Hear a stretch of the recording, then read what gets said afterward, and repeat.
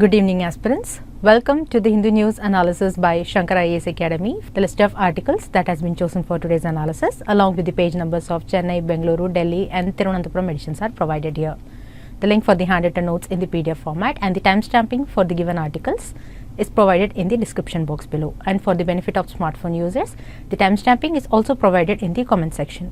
Let's move on to the first article analysis. This first news article is about e-cigarettes. This discussion can be linked to the syllabus that is given here for your reference. The news article states that the Union Cabinet is in favor of approving an ordinance. This ordinance is for prohibiting the manufacturing and sale of e-cigarettes in the country. So now, what is an ordinance? An ordinance is a law and it can introduce legislative changes. But we know that the power to make laws is with the legislature. So does the Parliament pass an ordinance? No. When Parliament is not in session and when some immediate action is needed, the President can issue an ordinance. This provision is provided by the Constitution. Under Article 123 of the Constitution, the President of India has the power to promulgate or enact ordinances when both the Houses of Parliament are not in session. Under this Article 123, the President can exercise his legislative powers of promulgating ordinance in accordance with the aid and advice of the Council of Ministers. So now today's article states that the Union Cabinet is going to approve the ordinance for prohibiting the manufacturing and sale of e-cigarettes in the country. After this, the President will promulgate the ordinance if he is satisfied that there are circumstances which makes it necessary for him or her to take immediate action. According to the news sources, if the ordinance is promulgated, the law would make production, manufacture, import, export, transport, sale, distribution or even advertisements of e-cigarettes as a cognizable offence. So what is a cognizable offence? Cognizable offences are those in which the police can arrest a person without any warrant. These offences are more serious in nature. So by this we can say that the government is planning to make the production of e-cigarettes, manufacturing, even advertisements as offences of serious nature. Then according to the news article, as per the draft of the ordinance, these offences will be punishable with imprisonment up to 1 year or fine up to rupees 1 lakh or both for the first time offenders. And then for repeat offenders, the punishment is for imprisonment up to 3 years and fine up to rupees 5 lakh. Under this draft ordinance, the storage of e-cigarettes is also punishable. It is punishable with imprisonment up to 6 months or fine up to 50,000 rupees or both. Now this move is welcomed by anti-tobacco health experts and even experts from various fields have welcomed this move and they have urged government to pass the ordinance in the larger interest of public health. But the tobacco industry and its allies state that if this law is enforced, then this would be a draconian law hitting at the livelihood of many. Here, draconian means excessively harsh and severe. By draconian law, they mean that the law is extremely severe and it is more than what is right or what is necessary. And they are saying it will be a hitting on the livelihood of many because many are dependent on the production, manufacture, import, export, even transport, sale, distribution and even advertisement of e-cigarettes. If this law is passed, then they might have to look for some other job. So now what is the background behind this ban? If you see in June 2019, the Indian Council of Medical Research or in short ICMR recommended for a complete prohibition on ENDS or e-cigarettes in India. ENDS is short for electronic nicotine delivery systems and this e-cigarettes fall under the electronic nicotine delivery system or in short ENDS devices. ICMR recommended for this complete prohibition based on a white paper on electronic nicotine delivery system which was released by it. Now before getting into what the paper stated, you should note one point here. Initially, ENDS or e-cigarettes were used as a tobacco control measure. Now keep this in mind. Now, the paper stated that the tobacco consumption, especially cigarette smoking, has shown a decline in India in recent years. This is in response to several tobacco control measures that has already been initiated by our government. So, the paper states at this point, marketing of a product like ends or e-cigarettes is unwarranted as a tobacco control measure. The paper states that e-cigarettes benefits have not been proved yet, and also it poses a high potential harm due to addiction and health risks. And also the adverse population level health impact will outweigh any presumed benefit to individual cigarette smokers.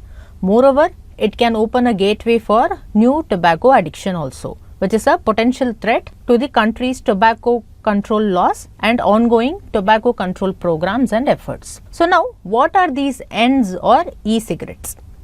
They are battery powered devices used to smoke or vape. Here vape is a word that denotes inhalation and exhalation of the vapor that is produced by an electronic cigarette. The e-cigarettes are made up of a flavored solution which contains a varying concentration of nicotine. The most common type is an e-cigarette that produces an aerosolized mixture of flavored liquids and nicotine, and then it is inhaled by the user. Now here nicotine is an addictive chemical that is found in cigarettes and even in other forms of tobacco products. Nicotine is considered as one of the most addictive substances. The potential risk of a person being addicted to nicotine throughout his or her life depends on the rapidity at which nicotine is introduced into the body. That is, like at what age they got their first exposure and what dosage is being administered to them. These things decide whether they will be addicted to nicotine or not. These ends or e-cigarettes are manufactured in such a way to resemble traditional tobacco products like cigarettes, pipes, cigars and common gadgets like flash drives, flashlights or pens. According to ICMR, currently there are more than 460 different e-cigarette brands in the market. They all have a varied design of nicotine delivery. If you see structurally, most e-cigarettes contain 4 different components.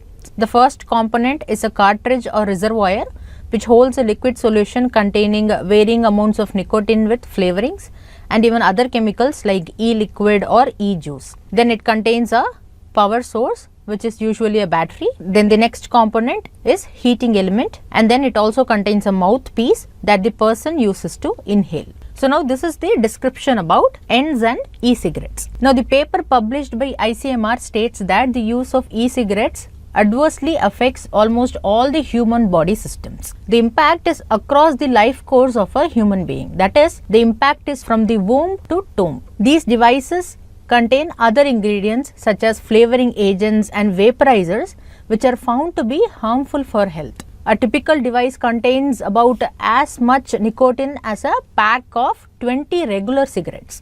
So it can act as a potential source for nicotine addiction. Additionally, the amount of nicotine and other chemicals in these products varies widely, and thus the consumer remains unaware of the actual contents of the products they use. And the studies on these nicotine solvents have shown a varied degree of release of potential carcinogens such as acetaldehyde, formaldehyde and acetone. We know that carcinogen is a substance which causes cancer, and the liquid vaporizing solutions also contain toxic chemicals and metals, and they are responsible for several adverse health effects including cancers and diseases of heart, lungs and brain. The e-cigarette use adverse affects the cardiovascular system. Then it impairs respiratory immune cell function, and it also impairs airways in a similar way to normal cigarette smoking. And it is also responsible for severe respiratory disease. It also poses a risk to fetal, infant and child brain development. Then ends or e-cigarettes are also harmful to non-users, and these non-users have adverse health impacts even when people are exposed to second-hand vapors. Second-hand vapors are those vapors which are exhaled by a smoker, and obviously they contain chemicals, and these chemicals are even inhaled by a non-smoker also. So even though we are not using ends or e-cigarettes by ourselves, if we are exposed to those vapors, we will be also having adverse health impacts. Then it is also stated that passive exposure to vapors during pregnancy can severely affect the health of both the mother and the fetus. There are also reports of poisoning due to accidental swallowing of ends by children also. These devices can also cause fire and explosion. Then shockingly, it was also found that use of ends or e-cigarettes by non-smokers can lead to nicotine addiction and regular smoking also. And studies have also found that the young persons who are using ends are more likely to use regular cigarettes later in their life. And also these e-cigarettes increase the likelihood to experiment with regular tobacco products and increase the intention to indulge in cigarette smoking. So now, based on all these information and currently available scientific data from multiple streams of research, the ICMR recommended for a complete prohibition on ends or e-cigarettes in India. This recommendation is also based on the fact that the magnitude of potential short-term and long-term health risks to the users is not yet determined at the population level for these ends or e-cigarettes. It is not yet determined because the products are recent and they come in diverse forms. And then whether e-cigarettes benefits as a tobacco cessation aid or to which degree it benefits as a tobacco cessation aids is not yet definitely established. Here, tobacco cessation aid means a product used as a tobacco control measure. So now, based on these, ICMR recommended for a complete prohibition. Now, you should also know that in India, use of nicotine as an ingredient in any food items is prohibited under the Food Safety and Standards Prohibition and Restriction on Sales Regulation of 2011. It comes under the Food Safety and Standards Act of 2006. Then nicotine and nicotine sulfate are listed as hazardous chemicals under the Environment Protection Act of 1986. And then it is also listed as hazardous in the manufacture, storage and import of hazardous chemicals rules of 1989. There are also other laws and regulations which are also applicable to ends, such as an advisory from the Ministry of Health and Family Welfare, Government of India. This advisory was given to all states and union territories. This advisory ensures that ends and similar devices are not sold, manufactured, distributed, traded, imported and advertised in their jurisdictions. Now, the proposed ordinance makes all these actions as cognizable offences. Then there is also a ban on e-cigarettes import by the Department of Revenue. And there is also a ban on e-cigarettes advertisements under the Ministry of Electronics and Information Technology. So now, based on these rules, regulations and recommendations, the government is planning for the ordinance. With this, we come to the end of this article discussion. The split practice questions will be discussed in the last session. Moving on to the next article discussion, which is about National Animal Disease Control Program of the central government. The syllabus relevant to the analysis of this news article is given here for your reference. The National Animal Disease Control Program was launched by Prime Minister on 12th September, that is yesterday, at Mathura in Uttar Pradesh. This scheme has been announced by the central government in Union Budget 2019-20. The actual name of the scheme is National Animal Disease Control Program for Foot and Mouth Disease and Brucellosis. So, before discussing about the scheme, let us discuss these diseases. First, let us see about the foot and mouth disease. This foot and mouth disease is an important livestock disease in the world in terms of economic impact. It is a highly contagious viral vesicular disease in livestock. Here, contagious means it spreads from one animal to another animal, and vesicular means small rashes or blisters. These blisters occur in the mouth, foot and udder or mammary gland of the livestock. We know that livestock includes animals such as cow, buffalo, goat, sheep, pigs, etc. This foot and mouth disease is caused by a virus belonging to Picornaviridae family of the genus Aptovirus. This foot and mouth disease affects the production of livestock. That is, it will be tough to produce new generation of livestock. Also, the milk production will be heavily affected because it affects the mammary glands, and the mammary glands only produce milk.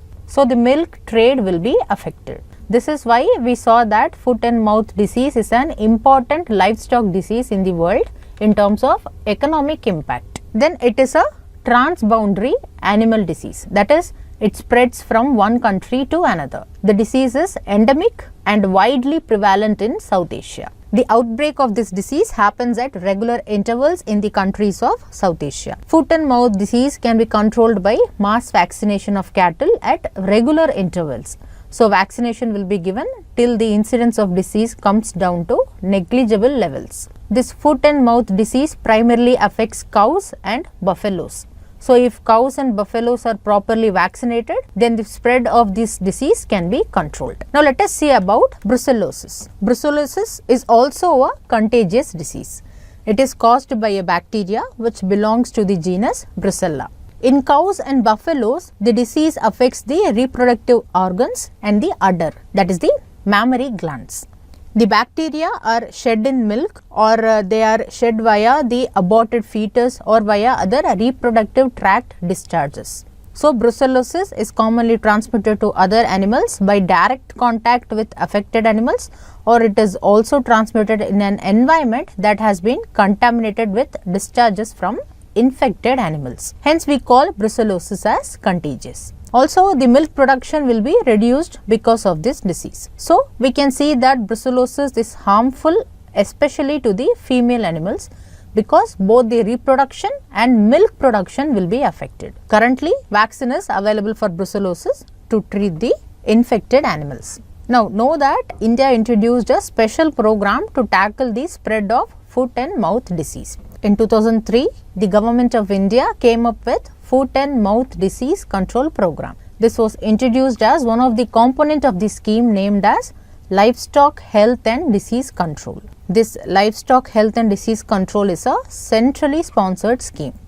This was introduced in a phased manner in many districts across India to prevent the spread of foot and mouth disease. For those districts that were not covered under this program, there was another program which is named as Assistance to States for Control of Animal Diseases. Under this program, need-based vaccination for foot and mouth disease was given. Now, in this budget, that is in the 2019-20 Union Budget, the central government has announced a new central sector scheme called as National Animal Disease Control Program for Foot and Mouth Disease and Brucellosis. As announced in the budget, the Prime Minister has launched this program yesterday at Mathura in Uttar Pradesh. Around 500 crore has been allotted for this scheme in the budget. For this, the total outlay for the scheme is rupees 12,652 crore from 2019 to 2024. The overall aim of the scheme is to completely control foot and mouth disease by the year 2025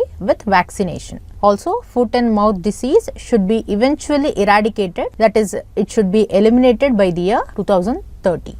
We saw that this new program is a central sector scheme. It means that the entire program will be sponsored by the central government. This program will vaccinate over 600 million cows, buffaloes, sheep, goats, etc. That is, over 60 crore animals in the country will be vaccinated so as to prevent the spread of both foot and mouth disease and brucellosis. The program also aims to vaccinate 36 million, that is 3.6 crore female bovine calves, that is the young domestic cattle every year for brucellosis disease.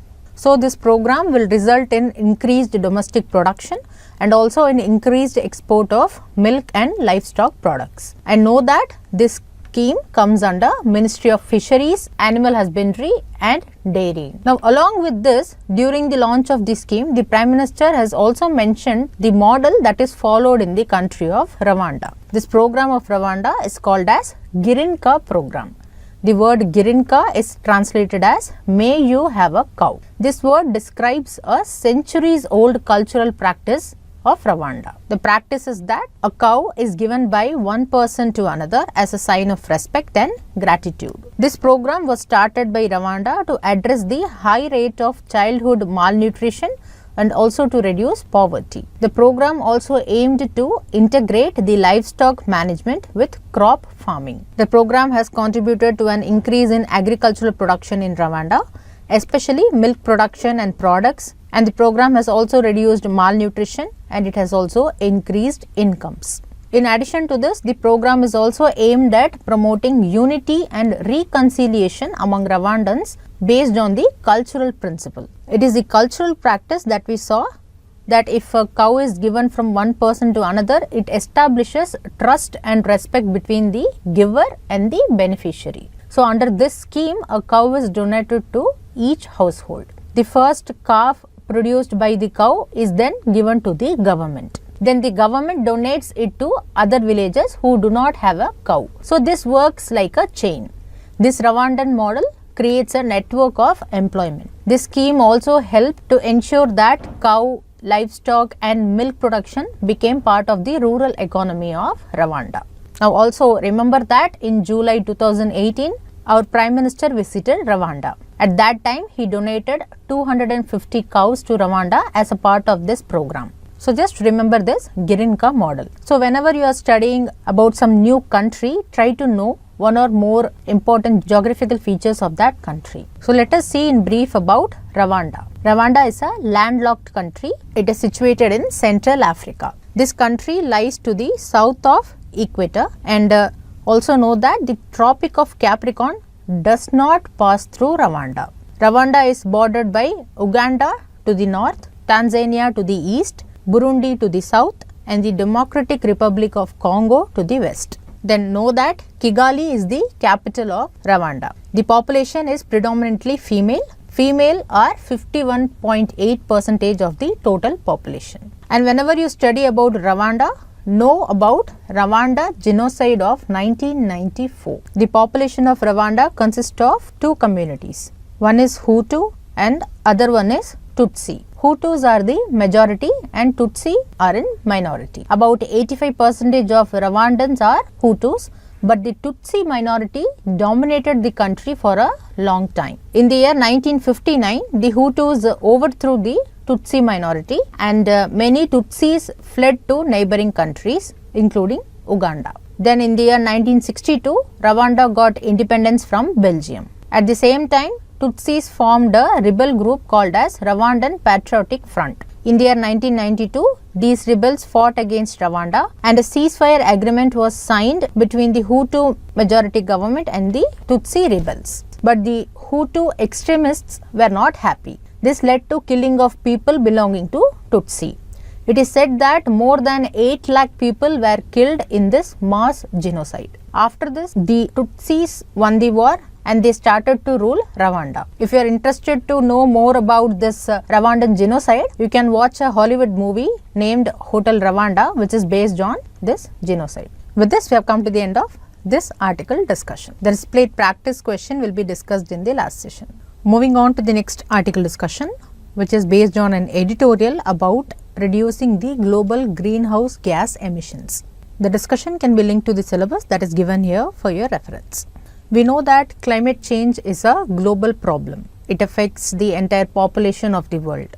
So, a global problem requires a global solution. It is because even the recent Intergovernmental Panel on Climate Change report, that is the IPCC report, it was stated that humankind has just a decade or more left to limit the global warming. That is, we have some 10 or more years to limit global warming. The report says that the total global greenhouse gas emissions need to reduce by 45% from levels, and this has to be done by the year 2030. And by the year 2050, the global emissions have to reach net zero. Net zero emission means that all man-made greenhouse gas emissions must be removed from the atmosphere through reduction measures. It means for every ton of carbon dioxide we emit, it must be matched by a ton that we have to remove from the atmosphere. The authors of this editorial are saying that there will be disastrous consequences if these targets are not met. And the most affected by these disastrous consequences will be the densely populated tropical regions of the world. And these regions are mainly concentrated in the global south, which has the developing and underdeveloped countries. The global south already have a very high temperature, and their low altitudes will make them vulnerable to sea level rising and floods also, if these targets are not met. But if you see, actually the countries in the global south have contributed very less to global emissions as compared to the global north, because the global north consists of most developed industrial countries such as USA. Even at present, the per capita carbon emissions of global south are much lesser and smaller in comparison to the countries that are in the global north. So, the global south is at the receiving end. That is, the global south will suffer for the choices that are made by the global north. The authors note that a global consensus on the mitigation or reduction of emissions is still missing. So, we need a collective agreement to reduce further damage to the environment. Hence, to avert this global danger, both the global north and global south need to contribute based on their self-interest. But the burden of adjusting to climate change cannot be equal between the global north and global south, because they have different historical contributions in emissions. That is, the emissions post industrialization are unequal. This is depicted in the climate injustice funnel that is given in the news article. This picture shows that as the income level increases, their per capita emission of carbon dioxide also increases manifold. That is, it increases in multiples. So, the author believes that a just or fair or equitable approach would involve a global sharing of responsibility among the countries according to their respective shares in global emissions. But at present, the most accepted mitigating strategy is carbon trading process. According to the authors, this process has certain limitations. So, the author proposes an alternative. The alternative is the just energy transition, or in short, JET. JET is based on a sense of global justice in terms of climatic fallouts, that is, in terms of bad events, and it is based on respective contributions of the countries to global emissions. The authors believes that this would help the resource poor developing countries and underdeveloped countries to make an energy transition, and they can make this energy transition without worrying about expenses. The authors discuss certain strategies that would help us to make the planet a better place to live for the future generations without doing injustice to the poor countries. In this, first comes the fundamental change in energy infrastructure. It requires massive investments for green energy program across the world. The authors proposes a new global green deal to finance these projects. This means countries on the top of the climate injustice funnel can partially support the transition for the countries at the bottom of the funnel. So, the countries at the top have to fund their own energy transition, and they have to also fund for the energy transition of the countries at the bottom of the funnel. This sharing of burden will help to invert the injustice funnel. According to the authors, a successful transition to greener energy program needs countries to spend around 1.5% of their GDP. So, they propose financing the global energy transition through a global carbon tax. See, according to the authors, the total global carbon emissions are 36.1 billion metric tons of carbon dioxide. Now, this would amount to a global carbon tax of $46.1 per metric ton. So, for imposing this global carbon tax, the world countries can be classified into two. One, those who emit above the global per capita average emissions, and second, those who emits below the global per capita average emissions. Those who emits above have to pay for their own transition, plus they have to fund a part of the energy transition for the countries who emits below. So, the sharing of global carbon tax would compensate the climate injustice towards the global south, because the global south contains the developing and underdeveloped countries who have historically contributed less to the global carbon emissions. If this is implemented on an overall, the entire earth would become greener.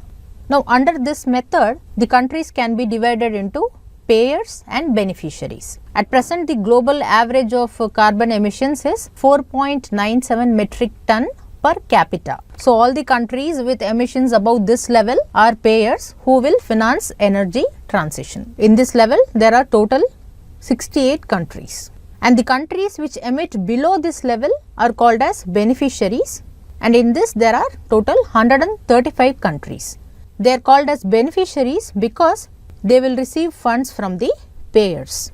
So, the amount which will be given by the payers to beneficiaries can be called as a carbon compensation. And the author says that the total amount of carbon compensation made by the payer nations is around $570 billion. The payer countries will have to contribute this fund according to their emission levels as compared to the global average. So, a country with more emission pays more. Then the compensated countries will receive this fund based on how lower their emissions are in comparison to the global average. So, a low emitting country will get more compensation. So, by adding or subtracting the carbon compensation amount to or from the payer and beneficiary country respectively, we will get the effective carbon tax for them. According to the authors, USA and China are the top 2 payer countries. This is due to their large amount of emissions. But the author says that despite being a payer country, the effective tax rate for China is lower than the possible universal tax. That is, it is lower than $46.1 per metric ton. According to the authors, China's own energy transition by spending 1.5% of its GDP and the global compensation requires China to pay only $34.4 per metric ton, which is much lesser than $46.1 per metric ton. Then in terms of the countries who will be compensated, that is the beneficiary countries, India comes at the top. This is due to the population size of our country and also due to the distance from the global emissions average which our country has, because India has a per capita emission of 1.73 metric tons only, but we saw that global average is 4.97 metric ton per capita. So, you can see the difference here. That is why India will be at the top to receive the compensation. And the authors are saying that most of the beneficiaries are from the global south. And in the beneficiary list, some northern countries like France, Sweden and Switzerland is also included. It is because these countries have kept their per capita emissions low like the beneficiaries. This means that even high income countries like France, Sweden and Switzerland can be beneficiaries if they lower their per capita emissions if we follow this just policy. So, we can say that according to this policy, China is in the payer list and some other first world countries are in the beneficiary list. So, the policy wants countries to climb down the emission ladder without having to give up their standard of living. That is, they have to reduce their emissions without giving up their standard of living. So, the authors conclude this article by saying that this global carbon tax is a global green Robin Hood tax, because this global carbon tax will take from the rich and it will give it to the needy like the Robin Hood. With this, we have come to the end of this article discussion. Moving on to the next article discussion, which is about the report of OPEC. The syllabus relevant to the analysis of this news article is given here for your reference. First, know that OPEC is the acronym for Organization of the Petroleum Exporting Countries. It releases a monthly report. In the newspaper, it is mentioned as World Oil Demand Report. But know that the actual report name is Monthly Oil Market Report. In this report, there is a chapter on world oil demand. So, it is wrongly mentioned in the newspaper. First, let us see the news article and then we will see about OPEC.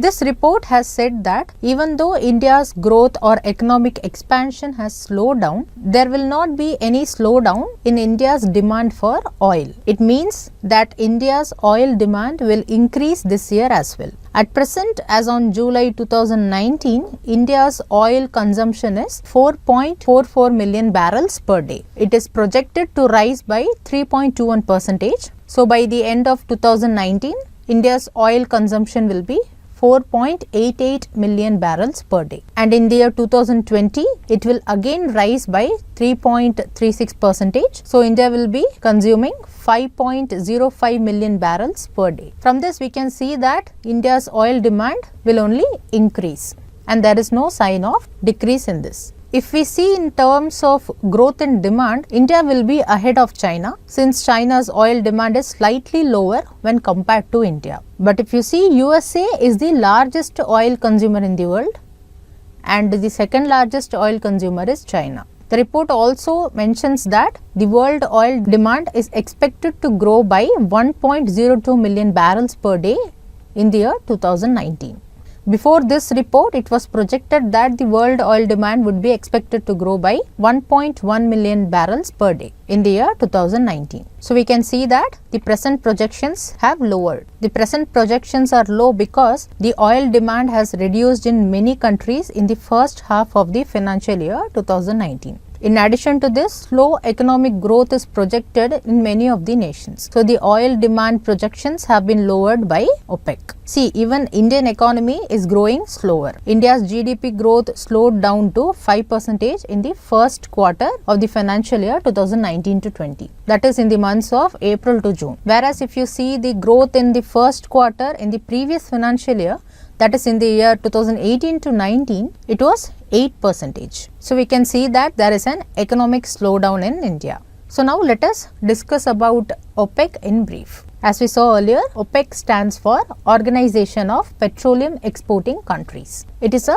permanent intergovernmental organization of 14 oil exporting developing nations. It was created in the year 1960 at the Baghdad Conference. It was created by 5 countries. They are Iran, Iraq, Kuwait, Saudi Arabia and Venezuela. All these 5 countries are the founding members of OPEC. Now it has 14 members. So, the other members are Algeria, Angola, Congo, Ecuador, Equatorial Guinea, Gabon, Libya, Nigeria and United Arab Emirates. If you see, before 2019, Qatar was also a member of OPEC, but Qatar left OPEC on January 2019. There are also other oil exporting nations. They join OPEC meetings as observers. The main mission of OPEC is that its member countries should act in a coordinated manner to ensure that they remain stable, so that there is an efficient economic and regular supply of petroleum to the consumers. Also, it will ensure steady income to the oil producers. It will also ensure the business interests of the investors in the petroleum industries. Also remember that the headquarters of OPEC is located in Vienna in Austria. The executive organ of OPEC is the OPEC Secretariat. It is also located in Vienna. Recently, we saw Vienna in the context of Global Livability Index of 2019. In this, Vienna topped the index and it was ranked as the most livable out of the 140 cities that were surveyed. Whenever we study about these kinds of organizations, we should also know what are the reports they release. So, remember that World Oil Outlook is released by OPEC. With this, we have come to the end of this article discussion. The displayed practice question will be discussed in the last session. This news article is about a new species named as Cryodracon boreas. The syllabus relevant to the analysis of this news article is given here for your reference. The news article states that scientists have recently discovered a new species of pterosaur called as Cryodracon boreas. A pterosaur is a extinct flying reptile which has a featherless wing membrane that is extending from the side of the body along the arm. The pterosaurs existed during the late Triassic period, throughout the Jurassic period and most of the Cretaceous period. That means they were present in the most of the Mesozoic era, because Triassic period was the first period of the Mesozoic era and it occurred between 251 million and 199 million years ago. And the Jurassic period was the second segment of the Mesozoic era. It occurred from 199.6 to 145.5 million years ago. And the Jurassic period was between the Triassic period and the Cretaceous period. The Cretaceous period was the last and the longest segment of the Mesozoic era. It lasted for approximately 79 million years. So, now a new species of pterosaur has been discovered by the scientists. This Cryodracon boreas were a size of an airplane. This plane-sized reptiles had a wingspan of 10 meter and they weighed around 250 kilograms.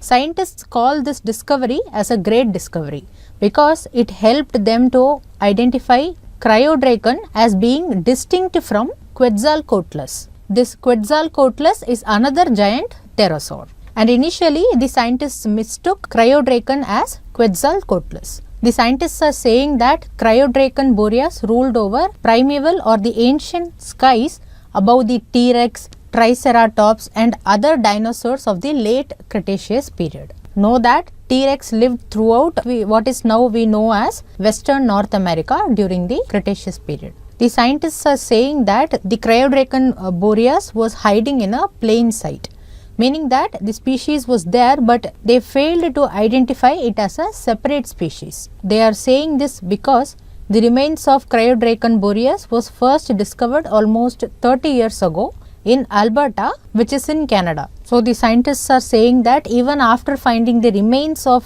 Cryodracon boreas before 30 years ago itself, it did not cause much excitement because of the misclassification. Now after they got a closer look at the fossil remains, it helped them to realize that it was a new species.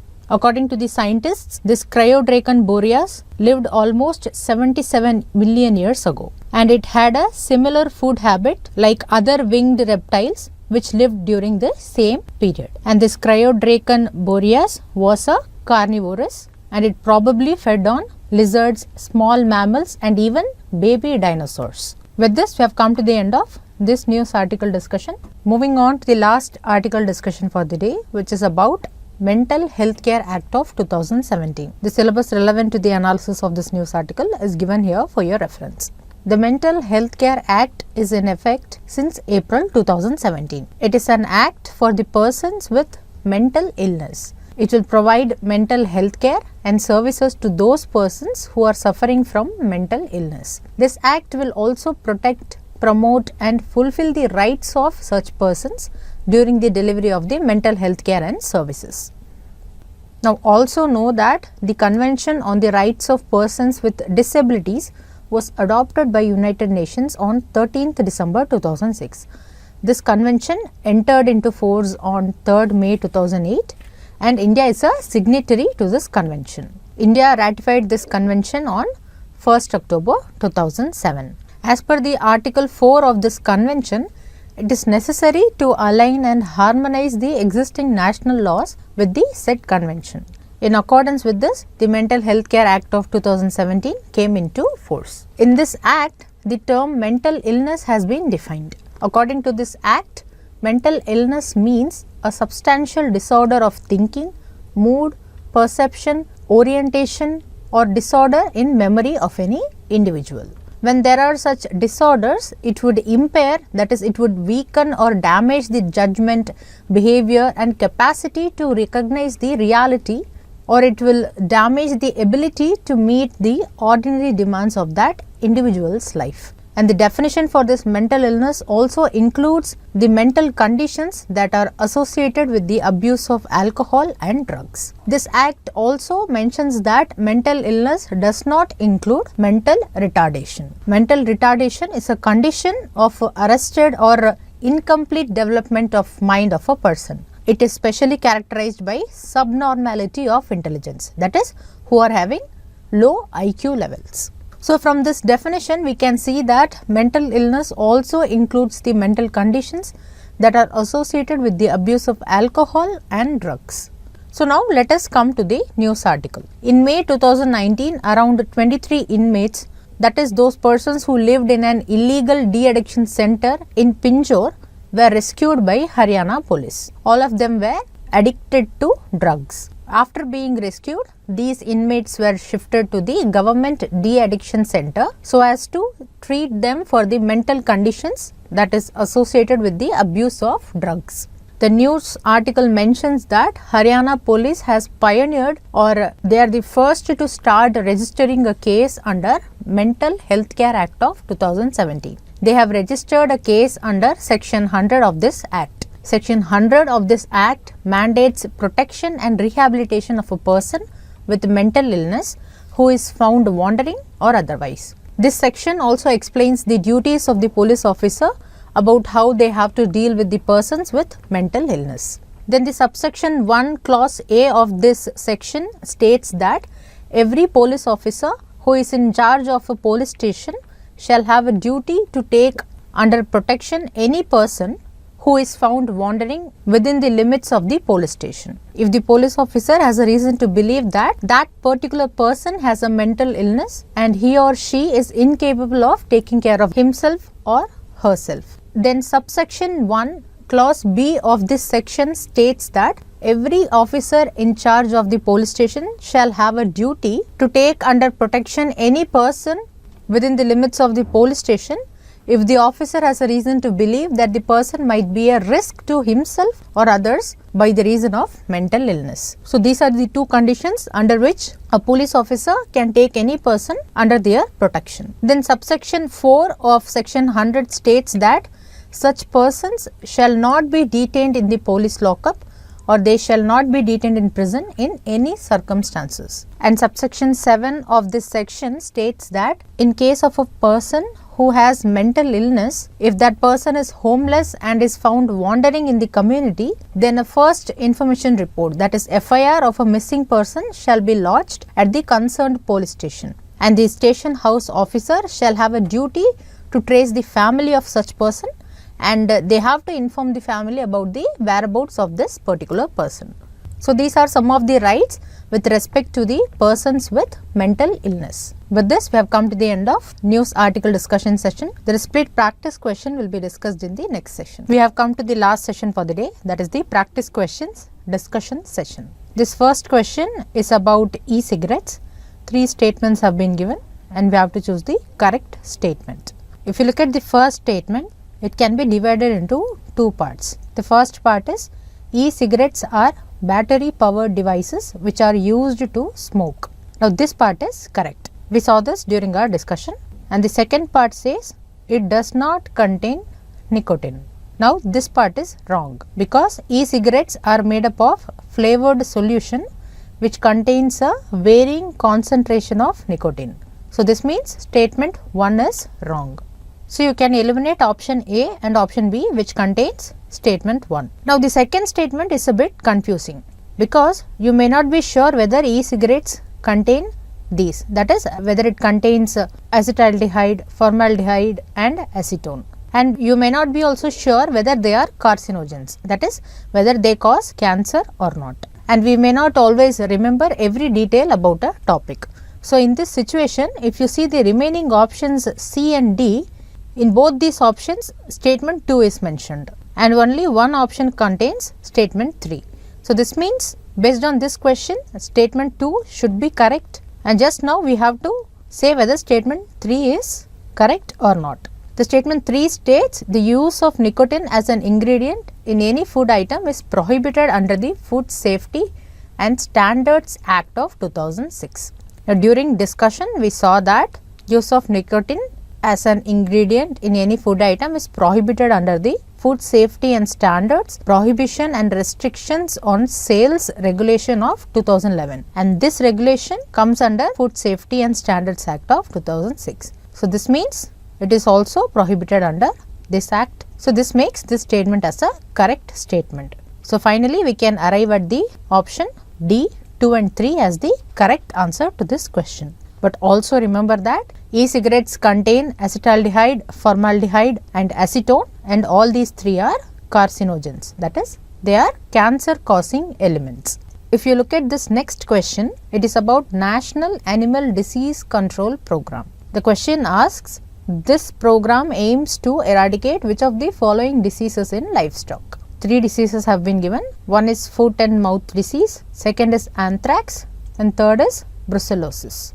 Now today during our discussion we saw about foot and mouth disease and brucellosis, and here anthrax is an infectious zoonotic disease, which means it can be transferred from animals to humans.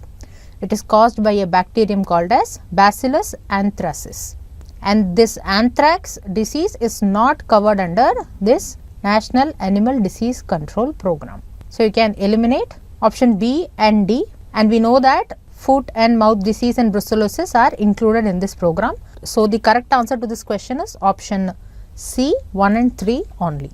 Now the next question asks, equator does not pass through which of the following countries? 5 countries have been given. We have to choose the correct answer from these codes. Now here first option given is India. We know that equator does not pass through India. India lies north of equator. So this means equator does not pass through India. And the question asks for those countries through which equator does not pass through. This means the final answer should contain code 1. That means we can eliminate C and D directly. From the available options, we have to just say that whether through Rwanda equator passes or not. During discussion, we also saw that Rwanda lies south of equator. So this means even through Rwanda, equator does not pass through. So the correct answer to this question is option B, 1 and 2 only. Now also know that equator passes through 13 countries. As you can see in this map, it passes through Ecuador, Colombia, Brazil, Gabon, Sao Tome and Principe, Democratic Republic of Congo, Uganda, Somalia, Kenya, Maldives, Indonesia and Kiribati.